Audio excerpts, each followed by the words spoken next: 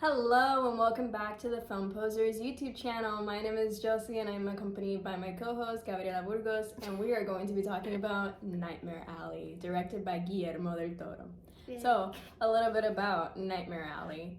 An ambitious young carny with a talent for manipulating people with a few well-chosen words hooks up with a female psychiatrist who is even more dangerous than he is. Wow, Letterboxd, that is a description.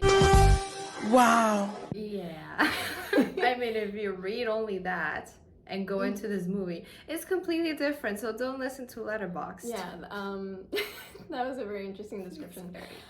We were lucky enough to watch this film at the global premiere in Lincoln Center at the Alice Tully Hall. So bougie. Yeah. What the fuck were we doing there? It was really cool because it was carnival themed, so they had like popcorn and cotton candy. Yeah, so the thing is they had little truffle trays, and they were some were cotton candy flavored, others were like Cracker Jacks. So they really went hard to impress the people at the screening, which makes sense because a lot of people want this to be an award contender, or they think it's going to be. It is 139 minutes long, so definitely it's long. Yeah, you can feel it. It fits perfectly with awards contenders. So this film stars Bradley Cooper as Stanton Stan Carlisle, Cate Blanchett as Lilith Ritter, Toni Collette, we have Willem Dafoe, Richard Jenkins, Rooney Mara, Ron Perlman, Mary Steenburgen, and David Strathairn. Like, we have a lot of people here. And that's what drew a lot of people to this film. It's what drew me to it, even though, like, Guillermo was going on. This cast is all white. This is classic white all around. The Wonder Bread aisle. Going into this, you definitely should be aware that it is primordially about these people that are living the carny lifestyle, and historically speaking, of course, this used to make fun of a lot of people that weren't normal. So of course, people of color especially. Luckily, Guillermo Del Toro does not touch that. He focuses more on the mystical aspects because a lot of it feels very fantasious, even though this is his most human film. And as he was explaining at the screening, it's an exploration, because there are no monsters as there typically are in Guillermo del Toro films. It's mostly how humans can be monsters and how people that do not have the best intentions can be more harmful than the monsters we fear that sometimes may be under your bed. So, yeah. Getting into the film a bit, we both gave it 2.5 on Letterboxd. No, I'm not happy about it, honestly. If you don't know, Guillermo del Toro is my all-time favorite director. Yes, I have him next to me. So every time he makes a movie, I'm there. Like, I am going to support his work. And you know, when he said that this movie didn't feature any monsters, I was like, oh damn, like, you know, that's his strength. What he does with monsters, that's what he does. And so I was okay, you know, but I was also interested, okay, how are you gonna do this with no monsters? And I do think that the main problem with the film that I had was the script, because in terms of style, because it is a remake from a film noir from the 40s, if I'm not mistaken. 1947. So I think Guillermo's style fits perfectly with the film noir. Like, in terms the technical aspect, it's great. It was just the script, because to me, I felt all three acts, and to me, all three acts felt like completely different movies. And personally, if I had to choose, had the third act been the entire movie, it would have been great, because the third act was the strongest. It was where Richard Jenkins got his moment to shine, and he was the best part. Richard Jenkins was actually my favorite part, and I actually started getting invested when he showed up, and especially when Cate Blanchett showed up. So both of those people, I think, were the best performances. And it is a little bit not upsetting, but it makes me feel a little bit sad that we are focusing so much on Bradley Cooper because of his last moment, because of the last shot of the film.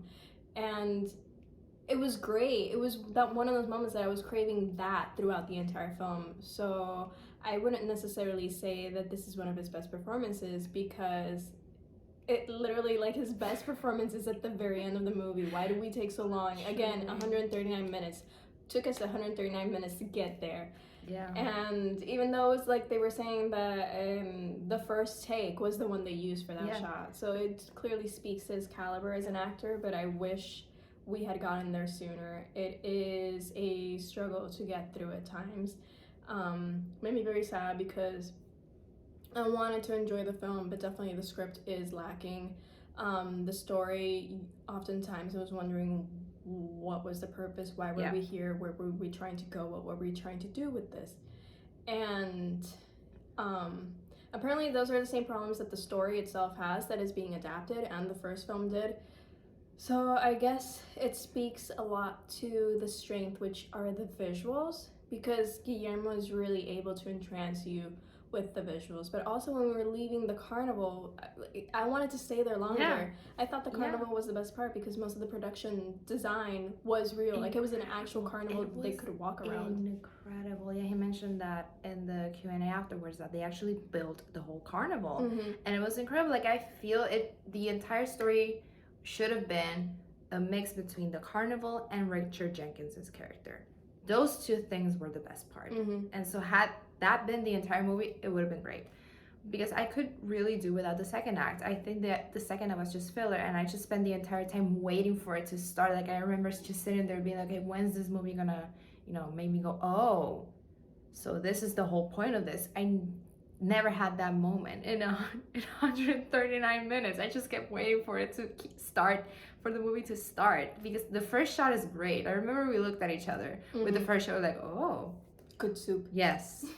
But after that, it's just, and I was very sad. I felt the exact same way I felt when I watched On the Rocks by Sofia Coppola. Like, it's devastating for me not to like a Guillermo Del Toro movie. It's terrible. I'm very sad. I also wish Rooney Mara had gotten more to deal with. Right. Or to, like, I wish she had gotten more material, because a lot of it just felt very manic pixie dream girl. Yeah. She didn't have much agency. I wanted to see her do more, and yes, she did have a moment where she got to get her, give Bradley Cooper's character his just desserts, but it was very short-lived, and I think that she was able to manage very well with every scene she was in, so I wanted to see more of that. I wanted her to have more agency as a character and as an actress in this story, but that just means that a lot of the best parts were given to Cate Blanchett, so I really hope we had seen even more of her. Because if she is really the draw of the film, again, her and Richard Jenkins show up too late, in my opinion. Yeah, Richard Jenkins shows up way too late. Like literally the beginning of the third act. He was my favorite part of the film. He was the best part, honestly. He was my favorite performance because we have so many incredible actors. Obviously, Willem Dafoe. Willem Dafoe was also really great. Yeah, like they're all great, but they're so underused. Like Toni Collette, she's barely in it. And Clifton Collins Jr. as well. Like have so many great actors, and that's fine. Obviously, you're not going to be like, not every single actor can be the lead. You need to have supporting roles. Obviously, we don't expect everyone to have the same amount of screen time and the same amount of, time dedicated to their characters. But, when you have such a great cast, I feel like it does them a disservice to give them, like the scraps to work with. Like we know Rooney Mara is a great actress, so she deserves to have a better character. Yeah, it was nice seeing the fact that at least Cate Blanchett did get a full circle moment with her, again, giving Bradley Cooper's character his just desserts. Yeah. I really like how that had a cause and effect right there. I guess I'll just say that it is a really interesting exploration about the limits that we can tend to push as people to try to make it out of our circumstances, which is what we see again with Bradley Cooper's character, and how it's just a film entirely about daddy issues and just trying to overcome them, but with unhealthy circumstances or unhealthy coping mechanisms. And it's just dark. I think it could have been darker. Yeah, I mean, it does get violent, and it has the signature Guillermo Del Toro violence, but it's at the end, so it's kind of like, too late, bro. Yeah, Paul Thomas Anderson would be very proud because there was blood in this film. There was so much blood. Yeah, the usual Guillermo Del Toro stuff of breaking noses and, So that's the thing. This is my second Guillermo Del Toro film, so I'm not used to it. So a lot of it just caught me by surprise. I was like, what?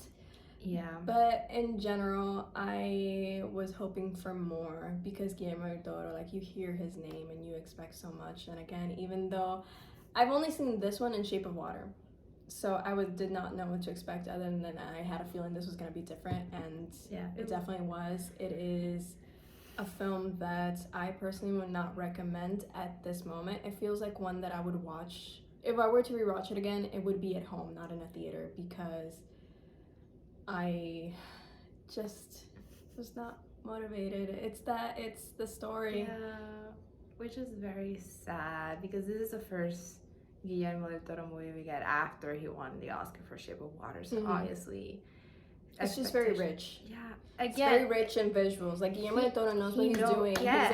It's a masterclass in directing, especially being able to create production designs, and it's all about the editing. It's all about the technical pieces.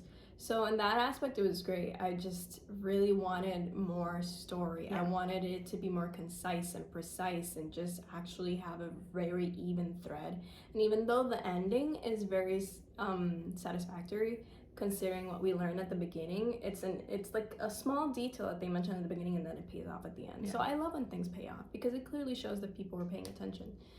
But it could have been way better. It could have been, and I think that's the most disappointing part because watching it, like I knew, like I kind of had a feeling like, if you had done this you would have nailed this scene. Mm-hmm. So it was just kind of, watching and being like, God, if you had only done this small thing right now, it would have been great. Needed more polishing. Yeah. Definitely needed more polishing. Yeah, and it was very sad. Yeah. But again, it's Guillermo del Toro, so if you're a fan of his, then check it out because again, like Josie says, in terms of the technical aspect of it, it's excellent. It's just a script. If you like Guillermo del Toro, it's worth it. Yeah, but those are our thoughts. Of course, go watch it and form your own opinion if you are interested.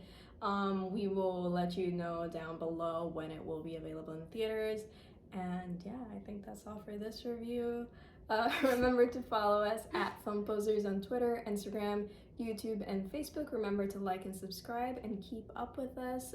We are still posting episodes over the Film Posers podcast, so make sure to subscribe wherever you listen to podcasts. And also remember to rate our podcast on Apple Podcasts, please.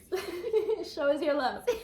And also, award season is about to start, so get ready for our very chaotic coverage, as you know we tend to do. But other than that, it has begun. Yes. Oh God. Remember. The 5th of November. We're all film posers. Bye. Bye.